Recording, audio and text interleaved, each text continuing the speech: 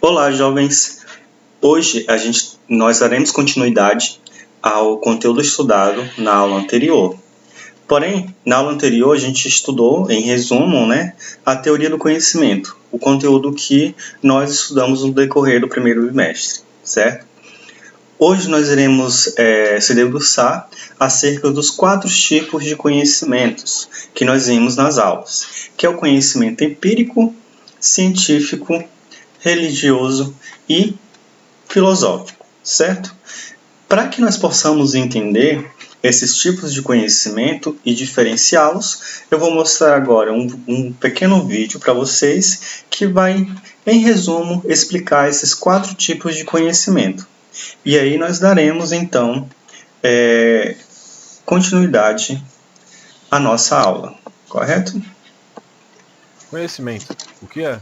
Quais os tipos? Quais as teorias? Descubra agora no Mundo no Geral.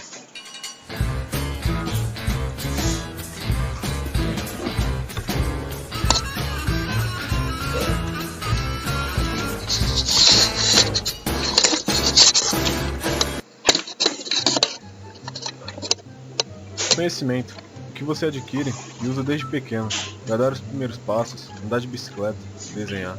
Mas afinal, o que é conhecimento? É o ato de conhecer algo ou alguma coisa.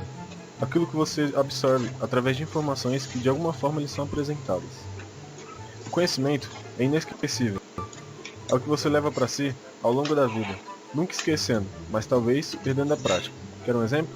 Pois bem, você aprende a andar de bicicleta, adquire o conhecimento. Após anos sem andar, você esquece ou perde a prática? Sim, você perde a prática.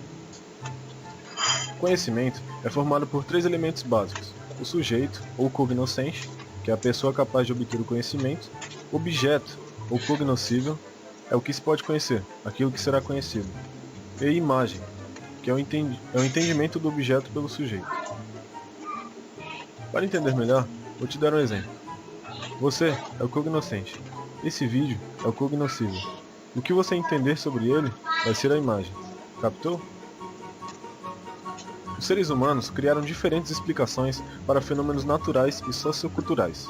De acordo com estudiosos do assunto, existem 4 tipos principais de conhecimento: o senso comum ou empírico, religioso ou teológico, racional, filosófico e científico. Senso comum ou empírico é a forma espontânea de conhecer.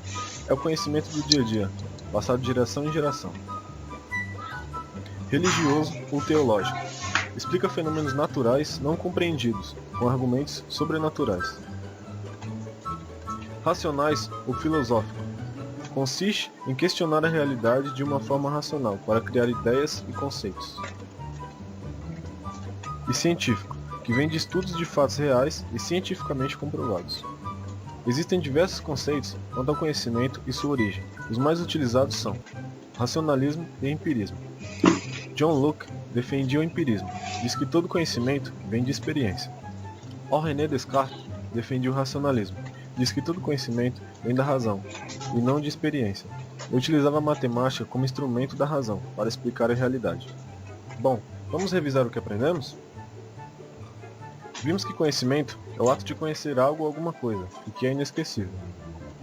É formado por 3 elementos: sujeito, objeto e imagem. Os 4 tipos principais de conhecimento são senso comum, religioso, racional e científico.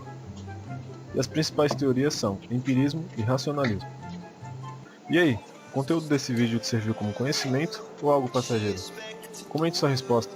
Caso queira saber mais sobre o assunto, deixe um comentário. Não se esqueça de deixar o like, caso tenha gostado. Então, pessoal, nós vimos aí esse pequeno vídeo que está explicando os 4 tipos de conhecimento. Nós vimos, então, que o conhecimento ele vai se dividir em 4, certo? Conhecimento empírico, religioso, filosófico e científico, certo? E, em decorrência desses 4 tipos de conhecimento, nós vamos ter 2 correntes do conhecimento, que seria o racionalismo de René Descartes, onde ele vai fazer a crítica ao empirismo, que ele vai falar o seguinte, que a experiência é fonte recorrente de erros e que somente a razão humana é capaz de nos dar um conhecimento pautado em algo mais concreto, certo? E teremos então o conhecimento empírico, defendido assim por John Locke, onde ele vai dizer que nós nascemos como uma folha em branca, né? E a partir das nossas experiências que nós vamos adquirir o conhecimento. Por que o René Descartes ele vai fazer essa crítica ao empirismo, né? Porque ele vai dizer que nós já nascemos com ideias pré-estabelecidas, né, e tidas como verdades, e que é a partir dessas ideias que nós vamos adquirir o conhecimento, né? Já John Locke ele defende que é a partir da experiência que nós vamos adquirir conhecimento, né? E veja só, o Descartes ele vai fazer essa crítica porque ele vai dizer que no empirismo o conhecimento ele vem através dos sentidos, e os sentidos ele pode nos enganar, certo? Então veja só, para que nós possamos entender um pouco mais sobre esses 4 tipos de conhecimento e essas críticas, né, que tanto o René Descartes vai fazer ao empirismo e o John Locke vai fazer ao racionalismo, nós iremos agora ver essa aula que eu preparei para vocês, né, esse slide que eu preparei para vocês. Então vejam só, nós estamos trabalhando a teoria do conhecimento, né, onde a gente já viu algumas coisas no decorrer das nossas aulas em sala de aula, certo? E veja só, se a gente está falando de teoria do conhecimento, a gente está trabalhando também com a ciência. E a ciência ela vai surgir como uma etapa natural da evolução humana e vai ser marcada pela capacidade de produzir e transmitir o conhecimento. Na aula de hoje, nós veremos o conhecimento empírico, conhecimento religioso, conhecimento filosófico e a trajetória do conhecimento. Como se dava o conhecimento na era antiga, né? E como se dá o conhecimento hoje. Então veja só, o conhecimento ele vai dar, né, da relação entre o sujeito e o objeto, sendo que o sujeito é aquele que conhece e o objeto é aquele que é observado, né? Veja só, aqui nessa relação entre o sujeito e o objeto, nós vamos ter os 4 tipos de conhecimento que nós iremos ver nessa aula de hoje, certo?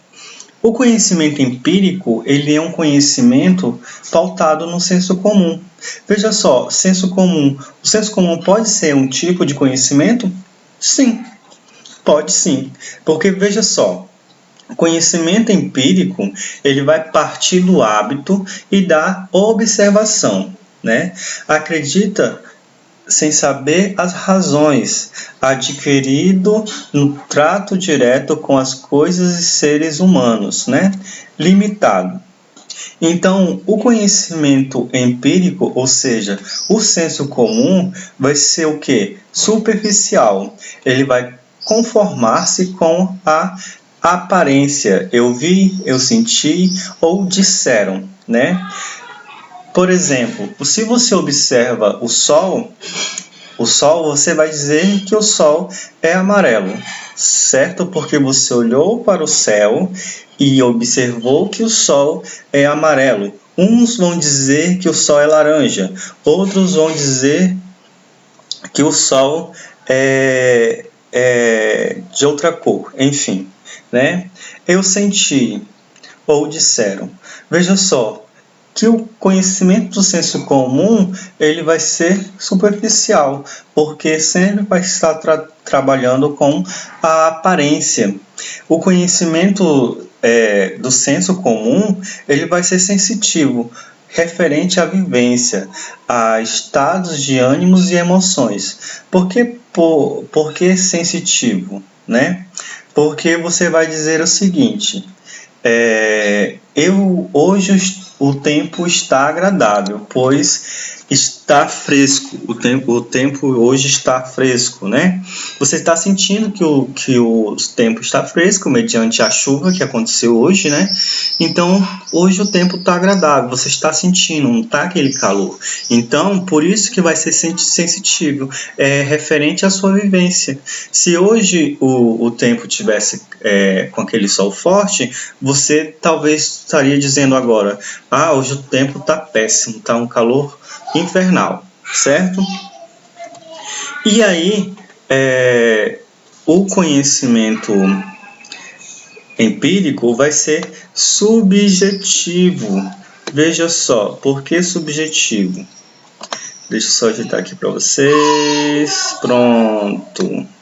Por que subjetivo?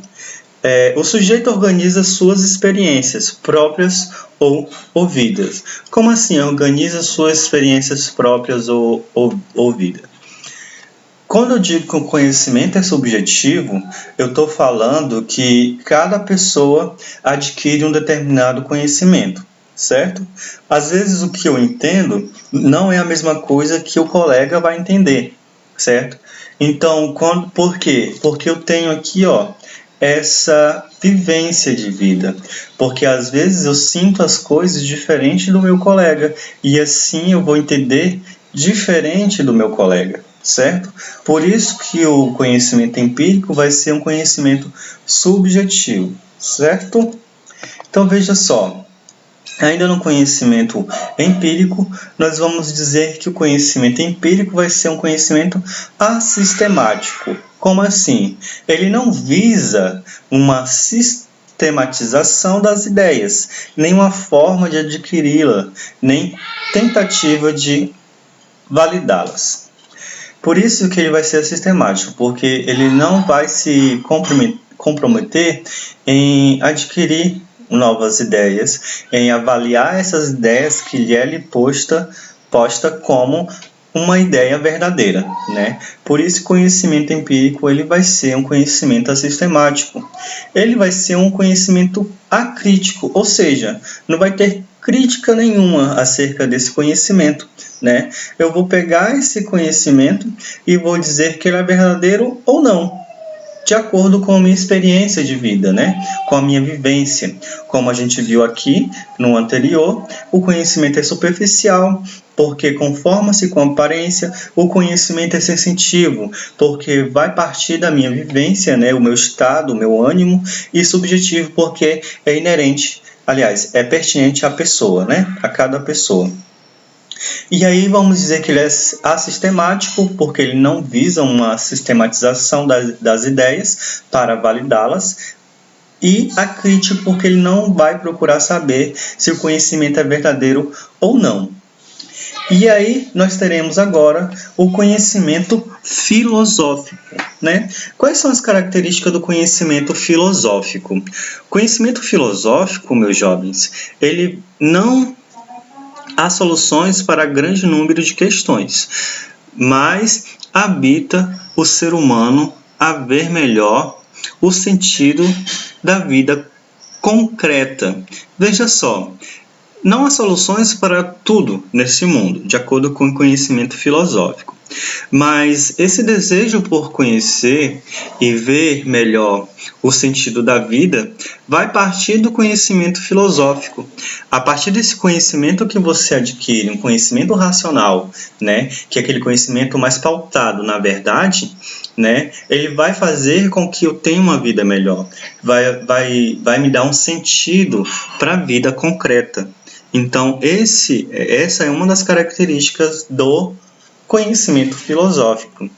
Então, a segunda característica é: o objeto da filosofia são realidades mediadas que ultrapassam o limite da experimentação. Veja só, a gente vai ver que no conhecimento científico, ele parte da experimentação. O conhecimento empírico também ele vai partir da experimentação, porque se eu experimento, né, o experimento ele vai partir através dos sentidos, eu vou ter um resultado, né? No conhecimento empírico eu vou ter um resultado, então eu vou aprendendo que se faz. Vamos dizer que o conhecimento científico ou empírico seria basicamente isso. Aprendendo é que se faz. Já o objeto da filosofia, elas vão ser realidades que vão ultrapassar o limite da experimentação. Mas como assim? O limite da experimentação. A gente vai trabalhar num conhecimento filosófico que eu não preciso simplesmente aceitar aquilo que já me é dado como uma ideia verdadeira. Eu vou partir para a experimentação, porém eu não vou me conformar somente com a experimentação e eu vou em busca de outros artifícios para que eu possa saber a veracidade de um fato, desse conhecimento, dessa ideia que me é dada, né, como certa. Procura compreender a realidade em seu contexto mais universal. Como assim a realidade no seu contexto mais universal?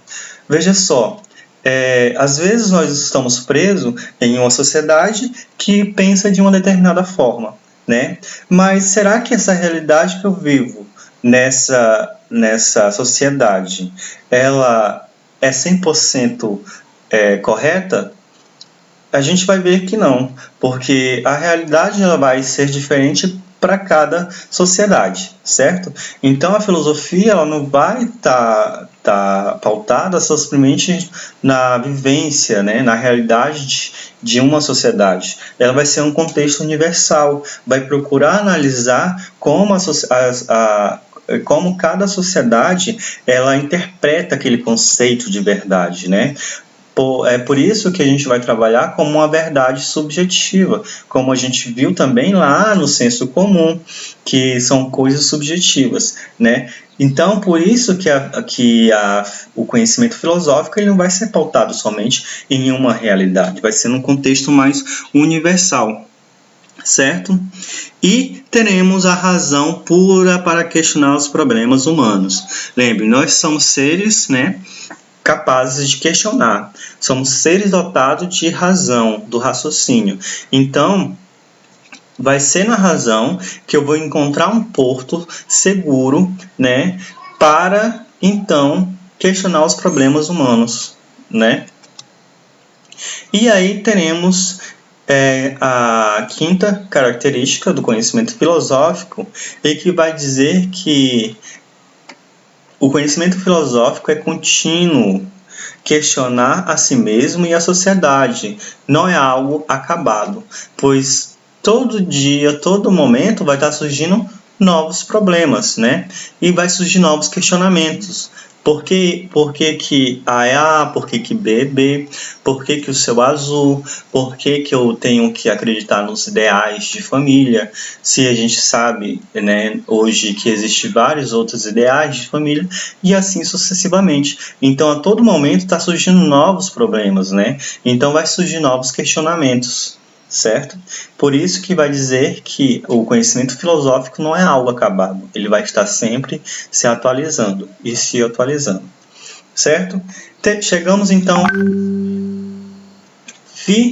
ao conhecimento teológico ou conhecimento religioso. Veja só, o conhecimento teológico ou conhecimento religioso, ele vai apoiar-se em doutrinas sagradas, infalível, ato de fé. Veja só, por que infalível? No conhecimento religioso, eu vou acreditar em Deus sobrenaturais, né? E vou seres místicos, né? Então eu vou começar a acreditar nesses deuses ou no Deus, né? Depende da religião que eu estou falando, mas a gente está falando aqui no contexto geral, né, do conhecimento religioso. Então tudo que eu for trabalhar nesse contexto religioso é pautado na fé. Por isso que vai ser esse ato de fé, né? Aí veja só, a atitude possíveis diante de um mistério. No conhecimento filosófico ou religioso, se vai surgir essa atitude possível diante do mistério, vai surgir o quê?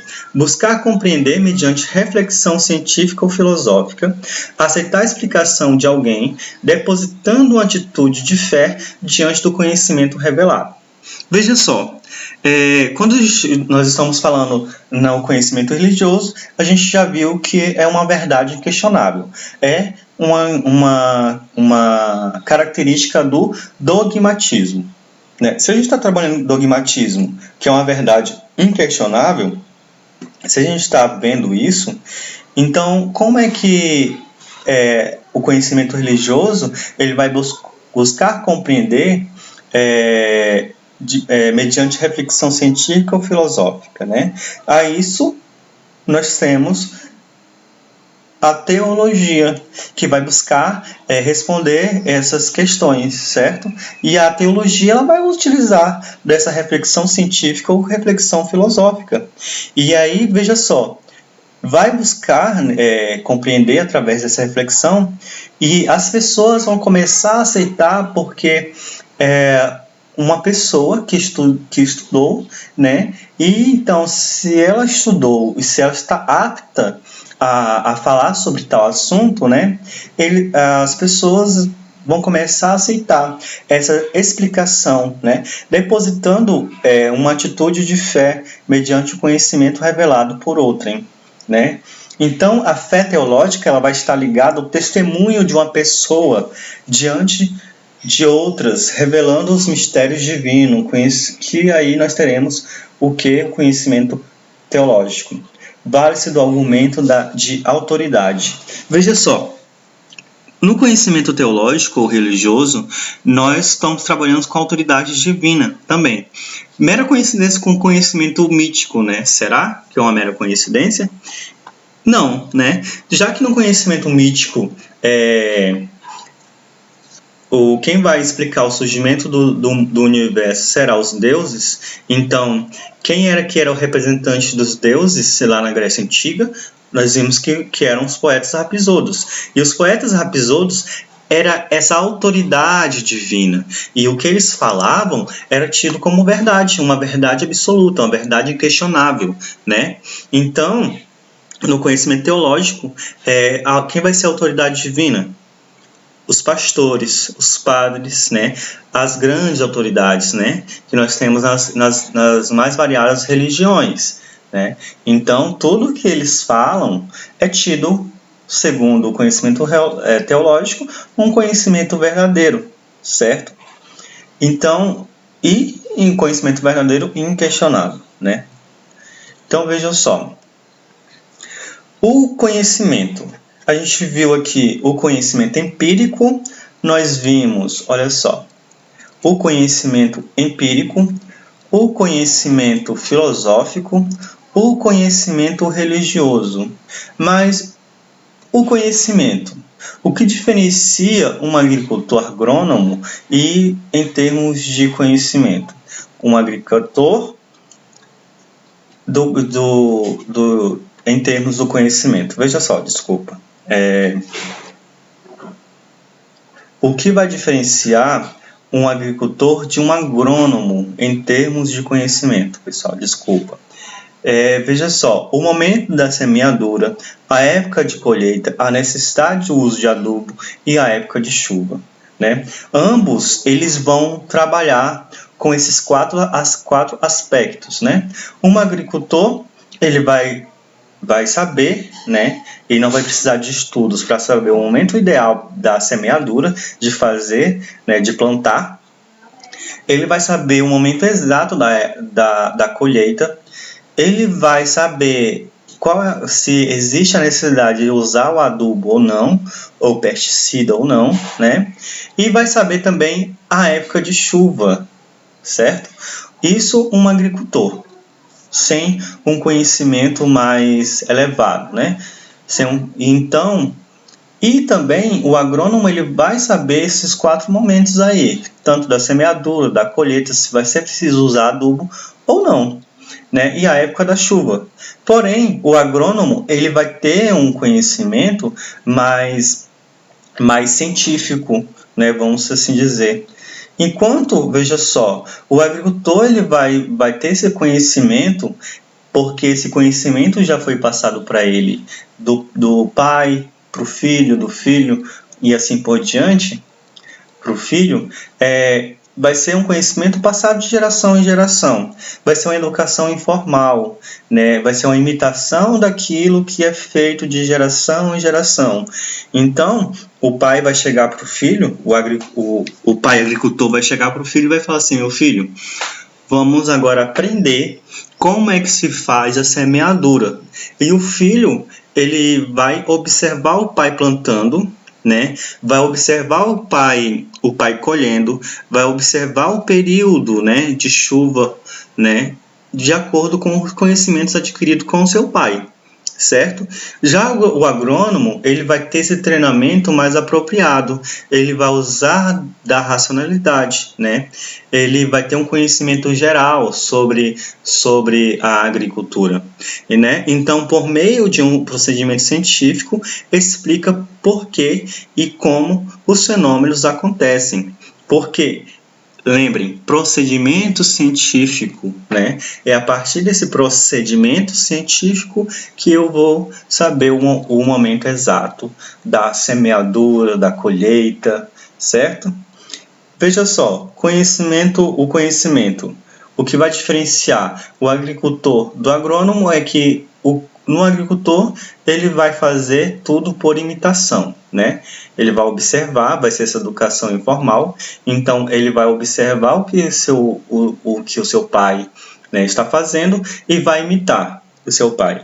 No agrônomo, o que vai diferenciar do agrônomo é que ele vai ter esse conhecimento, ele vai para a faculdade, ele vai estudar agronomia, ele vai passar um determinado tempo estudando, e aí ele vai utilizar os procedimentos que ele aprendeu, procedimentos científicos que ele aprendeu na sala de aula, para colocar em prática, né, lá no campo. Então, o conhecimento científico, que é o último conhecimento que a gente vai ver, para ser científico, o conhecimento deve ganhar uma ordem proposta pelo cientista. Deve fazer sentido, deve passar por testes, ou seja, responder a critérios denominados metodológicos. Então, a ciência é um conhecimento sistematizado, derivado da observação, estudo e experimentação, levado a um fim de determinar a natureza ou o princípio do que se está estudando. Veja só. Enquanto o conhecimento filosófico é um conhecimento racional, enquanto o conhecimento religioso ou teológico é aquele conhecimento pautado na fé, e o conhecimento empírico é a partir da experiência, o conhecimento científico ele vai ser um conhecimento sistematizado, que ele vai derivar da observação, da experimentação e, por fim, a natureza a um princípio, né? Ou seja, a conclusão dessa teoria. Veja só, então ele vai ganhar, o conhecimento científico ele vai ganhar essa roupagem porque ele vai utilizar métodos, né? Vai ser o método do quê? Da observação, entre aquela relação, lembra que a gente viu? A relação entre sujeito e objeto, relação sujeito aquele que observa, objeto aquele que é observado, e aí eu vou ter um resultado qual será esse resultado? A imagem, né? Então vejam só, aqui nós teremos as principais características do conhecimento científico. O conhecimento científico ele é um conhecimento mais objetivo. Ele é um conhecimento objetivo por quê? Porque descreve a realidade independente da vontade do pesquisador. O pesquisador ele não vai ter aquela relação subjetiva com o experimento, né? Ele vai ter que ser um sujeito ético e não deve se comprometer com a pesquisa. Então, ele tem que ser um sujeito um sujeito que pensa, né? Mas vai utilizar o quê? Um conhecimento, o método científico para chegar a uma conclusão. É por isso que a principal característica do conhecimento científico é o quê? Ser objetivo, certo? Independente da vontade do pesquisador, ele vai ter que descrever a realidade que está sendo mostrada para ele. O pesquisador, o conhecimento científico, ele vai ser racional, porque se vale da razão e não da sensação ou impressões para chegar ao seu resultado. Por isso que o Descartes ele vai fazer uma crítica ao quê? Ao empirismo.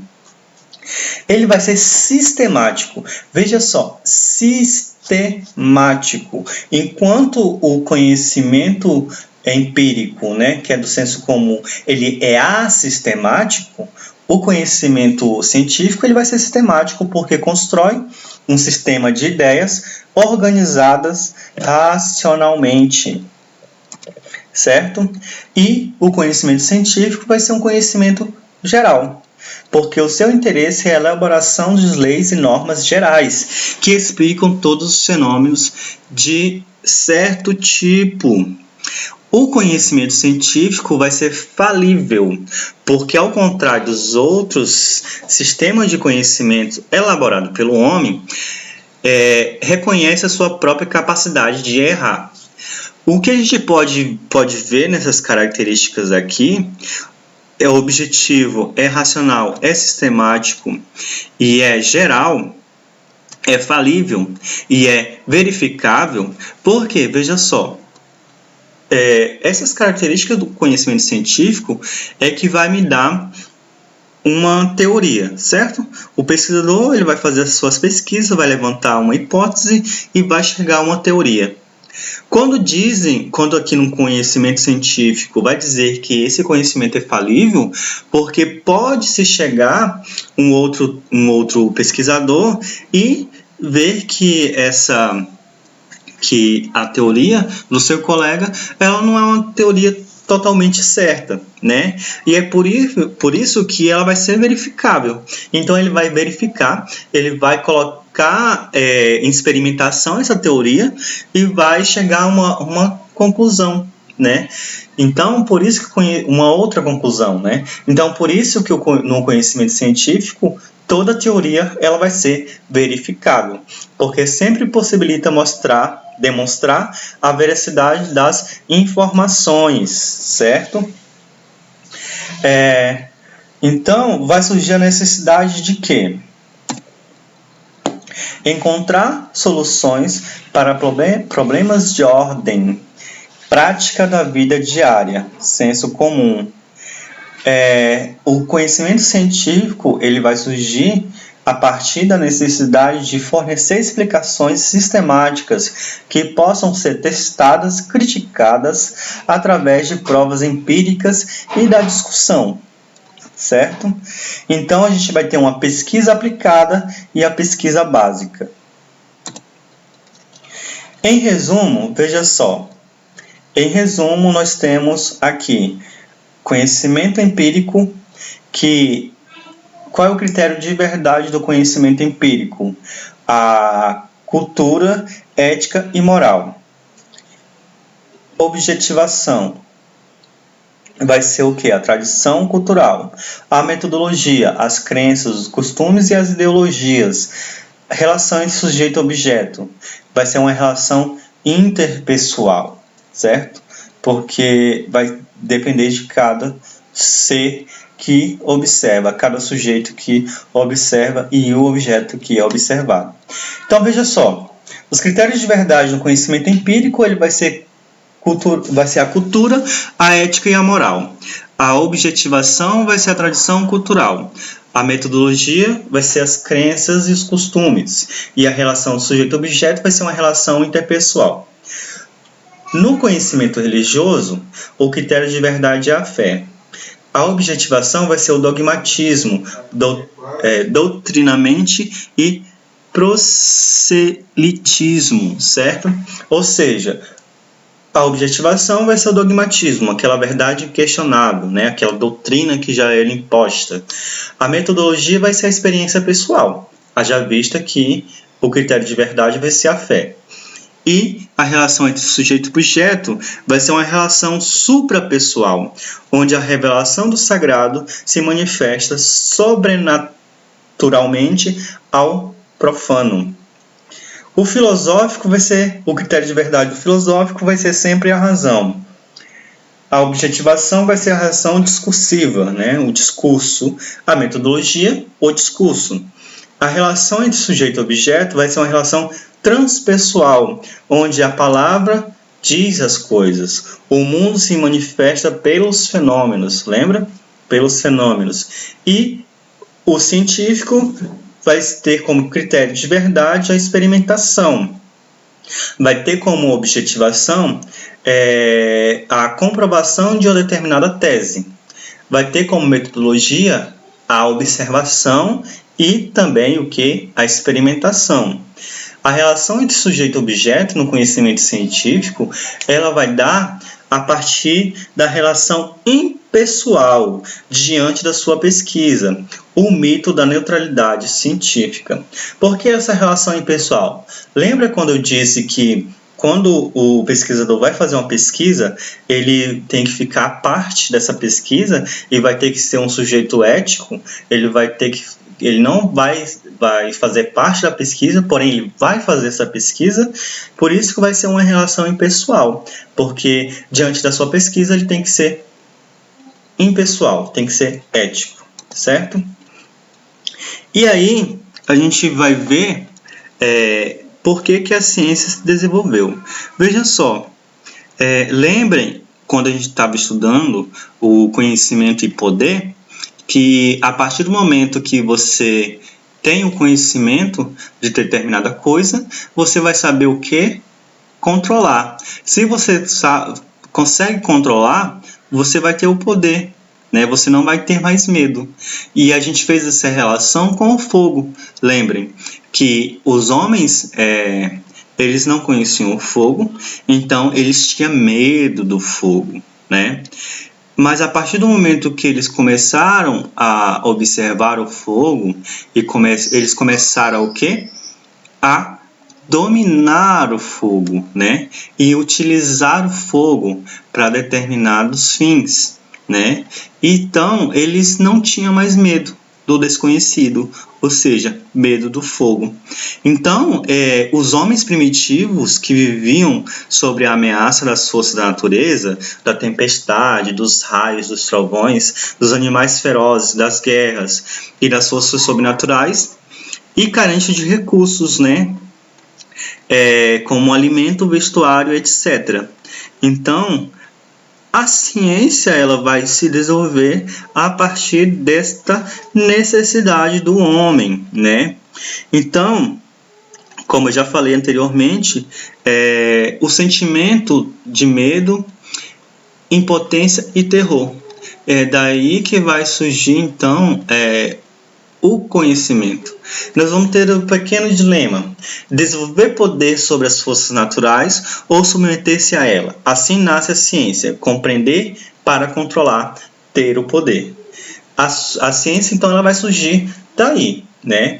Para compreender, para controlar e ter o poder sobre determinada coisa. Por exemplo, nós vivemos agora, nessa época de pandemia, né, vários cientistas, pesquisadores, né, fazendo suas teorias, dizendo que um determinado remédio ele é bom para a cura do Covid-19, do coronavírus, né? E aí sempre vão estar pesquisando. Então, qual vai ser o papel da ciência, né? Vai ser controlar, compreender o que está acontecendo, né? E depois, compreender o que está acontecendo para depois controlar, né? Então, o método, ele não é o único, nem permanece o mesmo, porque ele vai refletir as condições históricas concretas do momento histórico que o acontecimento foi elaborado. Vejamos, enquanto aqui nós temos que o homem ele vai começar a utilizar, né, da observação, porque a ciência vai surgir, vai se desenvolver a partir da necessidade desse homem, né? E então, porque o homem tinha necessidade do alimento, do vestuário, certo? Aqui a ciência já elaborada, né, ela vai utilizar do método, né, para quê? Para se chegar a uma conclusão, ou seja, para controlar e ter o poder em determinadas situações, né?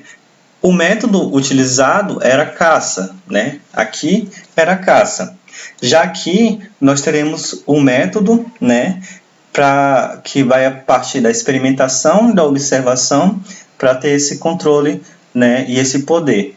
O método lá era caça, né? Aqui nós já temos um método que vai dizer que o método ele não vai ser o único, porque ele vai sempre mudar de acordo com aquilo que eu tô observando, que eu estou fazendo a pesquisa, dependendo muito do momento histórico que estamos vivendo, que o momento histórico que nós estamos vivendo agora é essa pandemia do coronavírus, né? Então, como a gente vê nos noticiários, os pesquisadores e cientistas estão em busca, né, da cura do coronavírus, utilizando método diferente, claro, né? Veja só, na trajetória do conhecimento a gente vai ter os povos primitivos, né? Os povos primitivos eles vão explicar através dos mitos, né? Lembra, vão explicar tudo através do mito, como se deu a origem do mundo, né? Então vai ser a representação de um conjunto de ocorrências fabulosas com que se procurava dar sentido ao mundo. E qual ocorrências fabulosas era essa? Os deuses, né? Que acreditava-se que se havia uma tempestade é porque os deuses estavam furiosos, né? Então, o tipo de conhecimento que ele tinha era um conhecimento muito, muito primitivo, né?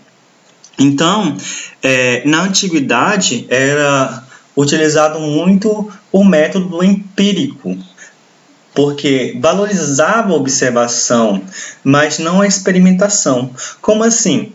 Lembrem que eu falei que os filósofos pré-socráticos eram conhecidos como os filósofos da natureza, mas como eles não tinham um método para comprovar aquela teoria que eles levantaram, como é que eles iriam comprovar? Eles valorizavam muito a observação. Lembre que eu falei que eles observam e a explicação para o surgimento do mundo, né?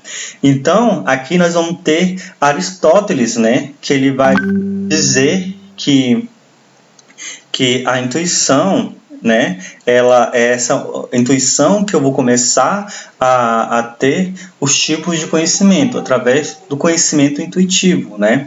Então Aristóteles considerava que a observação como base para a intuição, ou seja, a partir da obtenção dos dados particulares, no caso, a observação empírica, se poderia tirar conclusões de verdades mais absolutas, certo? A ciência é uma atividade essencialmente contemplativa. Então, a ciência na Grécia Antiga ela era simplesmente contemplativa, porque partia do quê? Da observação, né? Então, não tinha como objetivo a manipulação ou a transformação da natureza para fins específicos, mas tratava-se de uma forma desinteressada da procura do saber, né? Na Idade Média, nós vamos ter a autoridade dos pensadores e a concordância com as afirmações religiosas era o critério maior. Como assim? Já na Idade Média, nós vamos ter o período da Inquisição, onde as afirmações religiosas eram o critério maior, né? Então, tudo era pautado na fé. Veja só, partimos da era pré-socrática, né? A gente partiu onde a observação era o critério de verdade. Aqui agora, na Idade Média, nós teremos as afirmações religiosas como um critério maior de verdade. Nós vamos ter a atribuição da ciência como um papel contemplativo, dirigido para fundamentar e afirmar as verdades da religião. Então, aqui na Idade Média, a gente vai ter já a ciência se curvando para a religião. Então, no período da Inquisição, na Idade Média, a ciência ela deve servir simplesmente para afirmar as verdades, né, tidas através da fé. Então, veja só, através da religião, certo? Então, a ciência ela vai se curvar à religião, já na Idade Média. Na Idade Média predominava o conhecimento religioso. Aí nós vamos ter dois filósofos, veja só, Santo Agostinho e São Tomás de Aquino. Na Idade Média, os textos bíblicos eram transformados em autoridade científica.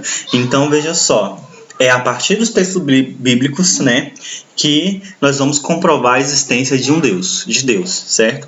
E vamos utilizar da ciência, essa que já está curvada à religião, para comprovar os textos bíblicos. Já na Idade Moderna, nos séculos 16 e 17, ocorrem o quê? Importantes revoluções científicas, né? A ciência já agora, no século XV, veja só, século XV, século XVI, até o século XVII, século XVIII, a ciência ela vai separar-se da filosofia, que lá, né, aqui na Idade Média, a ciência ela se curvava à religião e explicava, né, Deus através dos textos bíblicos, né? Já que no século XVI, a ciência vai separar-se da religião. Ela vai desenvolver uma visão mecanicista do universo, submetidos às leis matemáticas imutáveis. Ela difunde-se a crença na verdade absoluta do conhecimento científico, ao qual caminhava para a resolução de todos os enigmas do universo, né? E aí, na Revolução Científica que aconteceu entre o século XVI e o século XVII, né, nós vamos ter o quê? Uma visão teocentrista, onde Deus é o centro do conhecimento. E teremos uma visão antropocentrista. Desculpa, gente. Nós teremos aqui a saída da visão teocentrista, né? Veja só, a ciência na Idade Média era utilizada para o quê? Para fins religiosos. Veja só, com o desligamento, né, lá no século XVI, com o desligamento não só da religião, mas da filosofia, eu vou sair dessa visão teocentrista, onde Deus é o centro do conhecimento, e vou para uma visão mais antropocentrista, onde o homem é o centro do conhecimento. Veja só, a ciência já está dando novamente a autonomia do conhecimento ao homem, onde Sócrates fez lá no século VI a.C., né? Quando se desligou do pensamento mitológico, né, e daquela filosofia pré-socrática, que era a filosofia, né, da observação, e vamos ter agora no século VI a.C., com Sócrates, né, uma visão, um conhecimento, não só um conhecimento racional, mas agora um conhecimento, né, pautado na autonomia do homem como um ser pensante, né? Já que no século XVI, essa autonomia do homem ela vai voltar, né? Porque aqui o homem já vai ser o centro do conhecimento novamente, né? E aí nós teremos, né, o racionalismo de René Descartes, né, no discurso do método, onde vai ter a máxima do cartesianismo, né, cogito ergo sum, né, onde penso, logo existo, né, e a restauração do papel da razão e da reflexão. Veja só, quando acontece essa revolução científica no século XVI, século XVII e século XVII, né, que passa dessa visão teocentrista já para essa visão antropocentrista, né, o racionalismo ele chega como algo já assim tomando conta de um pedaço mesmo, né? E aí um dos defensores do racionalismo que a gente viu foi René Descartes, onde ele vai dizer penso, logo existo, onde com essa revolução científica vai ter a restauração do papel da razão e da reflexão novamente, porque deu autonomia ao homem do conhecimento, né? Do conhecimento ao homem. E aí no empirismo a gente vai ver John Locke, né? Que ele vai dizer que a partir da experiência, né, que nós vamos ter os conhecimentos, né? Então, veja só, a experiência ou ideias, né, derivam da experiência. Antes da experiência, o espírito é como uma tábula rasa. Como assim? Vamos entender, vamos voltar, né? A experiência é uma ideia, ou seja, um conhecimento, certo? Então, esse conhecimento vai derivar das experiências. Antes da experiência, o espírito é como uma tábula rasa. Lembre, como uma folha em branca, né? Uma folha em branca, desculpa. Né? Já David Hume, ele vai falar o seguinte: a negação da casualidade não interessa quantas vezes uma determinada sequência de eventos se repete da mesma forma, pois isso nunca será uma prova lógica de que existe uma relação causal entre os eventos. Ele vai falar aqui da casualidade, né? Ele vai negar a casualidade. Como assim? Por exemplo, você coloca seu celular para despertar todo dia pontualmente às 5h30 da manhã. Você pressupõe que esse tempo entre 5h30 da manhã vai ser o tempo suficiente para você levantar, fazer sua higiene pessoal, tomar café e ir para o ponto de ônibus, pegar o ônibus para ir para a escola ou para o trabalho, né? E aí você pontualmente acorda às 5h30, faz sua higiene pessoal, toma café, às 6h20 você vai para parada de ônibus, porque você sabe que às 6h25, pontualmente às 6h25, o ônibus vai passar. Isso vai se repetir todo santo dia. Só que vai chegar um determinado momento, por isso que o David Hume ele vai negar, né, fazer essa negação à casualidade, porque vai chegar um determinado momento que você pode se atrasar, ou o ônibus pode se atrasar. Você pode chegar pontualmente às 6h20 e o ônibus ter passado às 6h15. O ônibus pode ter se adiantado. Ou você pode chegar pontualmente às 6h20 e só pegar o ônibus às 6h40, porque o ônibus pode ter se atrasado.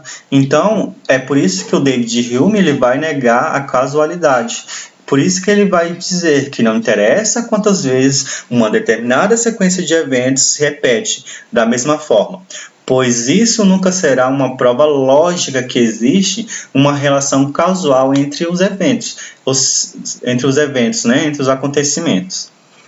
Karl Popper, veja só, né, Karl Popper, que é mais moderno, ele abordou o problema levantado por David Hume, e sugere o princípio da refutalidade, né? Onde o fato de todos os dias o sol nascer não nos permite concluir que o sol nasce todos os dias, né? Ou nascerá todos os dias. No entanto, bastaria um dia em que o sol não nascesse para podermos afirmar que é falso dizer que o sol nasce todos os dias, né? O Karl Popper ele vai abordar também o problema levantado por David Hume, né, da casualidade. Não é porque o ônibus vai passar todo dia passa todo dia no mesmo horário que isso vai se repetir infinitamente, certo? E aí, por isso que aqui, já na contemporaneidade, o Karl Popper ele vai fazer o quê? Vai elaborar um novo tipo de pensamento.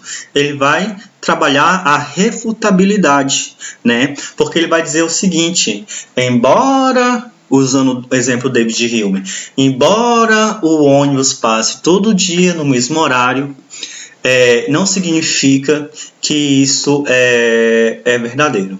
Porque a partir do momento que o ônibus se atrasar ou que o ônibus se adiantar no horário, aquilo já quebrou uma corrente e não vai acontecer todos os dias. Por isso que ele vai trabalhar a teoria da refutabilidade, tá?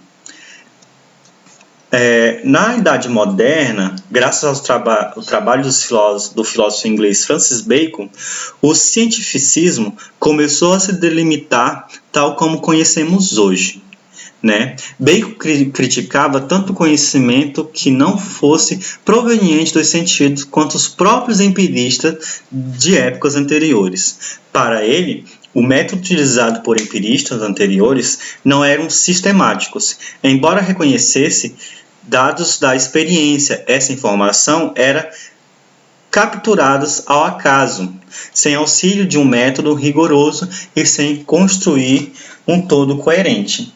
Porque o David Hume na Idade Moderna, Francis Bacon na Idade Moderna, ele vai criticar, veja só, ele é empirista, né? Mas ele vai criticar o empirismo. Por quê? Porque ele vai dizer o seguinte: o conhecimento empirista que eu tinha anteriormente era um conhecimento da imitação, né? Então, vai ser um conhecimento que ele só vai ser imitado, né? A partir da experiência. Aí, veja só, David Hume, ele vai refutar, né? Assim como o Karl Popper, ele vai vai elaborar a filosofia da refutabilidade, né? O Francis Bacon também ele refutava os empiristas, embora seja empirista, né? Para ele, era necessário, então, um método que classificasse e sistematizasse as várias experiências e as orientasse no sentido de dar ao homem uma ciência útil, em oposição ao conhecimento científico medieval. A partir das sensações, a inteligência, segundo o método da indução, elaboraria o conhecimento científico. Dessa maneira, que se relaciona ao conhecimento sensível, que fornece material para a inteligência, a racionalidade, que manipula e daria sentido aos dados dos sentidos, né? E aí, veja só, nós teremos o positivismo. Veja só, no positivismo a gente vai ter Comte, Hume, Rousseau, né, e Mill. Nós temos essa corrente filosófica já oriunda no século XIX que defende o único conhecimento genuíno é o da ciência e baseado em observações de fatos. Aquela relação lá, sujeito e objeto, né? O positivismo acabou por influenciar profundamente as teorias científicas do século XIX e os princípios do século XVIII, ou XX, desculpa, psicologia e as ciências sociais. Veja só, já no século XIX, entre o século XX, o positivismo ele vai influenciar algumas teorias científicas. E aí a gente vai ter o surgimento da psicologia e das ciências sociais. O positivismo ele vai trabalhar o quê? Quais são os pilares do positivismo? Vai trabalhar os mitos, né? A neutralidade dos mitos. Ele vai trabalhar com a cientificidade, é o único que é verdadeiro, e ele vai trabalhar o progresso. O desenvolvimento da ciência é o único que pode conduzir a humanidade a um estado superior de perfeição. Veja só, ele vai pegar os mitos, né? Ele vai dizer que o mito ele pode ser um tipo de conhecimento válido. Então ele vai trabalhar a neutralidade desses mitos. Aí ele vai dizer que vai trabalhar a cientificidade, onde ele vai dizer o seguinte, que a cientificidade, ou seja, a ciência, é o único que é verdadeiro. E aí ele vai trabalhar o progresso, que é o desenvolvimento da ciência, que é o único que pode conduzir a humanidade a um estado superior de perfeição. Na época contemporânea, veja só, nós teremos o quê? Popper, né, que vai trabalhar a rejeição de uma observação pura. A observação está sempre impregnada pela teoria e instrumentos. A validade e a generalização feita a partir da observação jamais podem ser provadas ou verificadas. E a verdade é provisória. Por que ele vai dizer que a verdade é provisória? Porque ele vai refutar, né? Vai trabalhar a teoria da refutabilidade. O Thomas Kuhn, ele vai definir paradigma como uma série de suposições, né? Veja só, nós temos os paradigmas e a teoria. Então, o Thomas Kuhn, ele vai definir o paradigma como uma série de superstições, métodos e problemas típicos que determinam para uma comunidade científica quais são as questões importantes e qual a melhor maneira de respondê-las. Aí nós vamos ter o fortalecimento de paradigmas quantitativos, né? Veja só, o que é um paradigma? Superstições, né? Superstições, método e problemas típicos. E aí, por que ele vai fortalecer o paradigma qualitativo, desculpa? Ele vai trabalhar essa generalização em uma determinada sociedade, né? Qualitativo, né? Interrelações entre o paradigma quantitativo e o qualitativo. Então, vejam só, a gente vai parar por aqui na trajetória do conhecimento, onde a gente viu, né, os 4 tipos de conhecimento e a gente avançou um pouco na trajetória do conhecimento, tá? E a gente vai parar por aqui. Na próxima aula a gente faz uma recapitulação da aula de hoje e então nós passaremos para o próximo conteúdo, tá, pessoal? Então, eu peço desculpa, né, por algumas falhas, né, a gente está se adaptando ainda nesse novo modelo de aula, mas a gente vai chegar a um nível aí que vai ser satisfatório para todos nós, tanto nós professores quanto para vocês alunos. E a gente vai trabalhando por aqui, né? Agradeço a todos que vieram assistir a aula e a aula vai estar disponível, tá? No YouTube, e eu espero que vocês tenham assimilado algum conteúdo e na próxima aula a gente vai fazer a recapitulação, tá? E já vamos dar continuidade à teoria do conhecimento, à trajetória do conhecimento, certo? O link do vídeo que eu mostrei no começo da aula vai estar na descrição do vídeo. Espero todos na próxima aula. Então, até a próxima, pessoal. Valeu!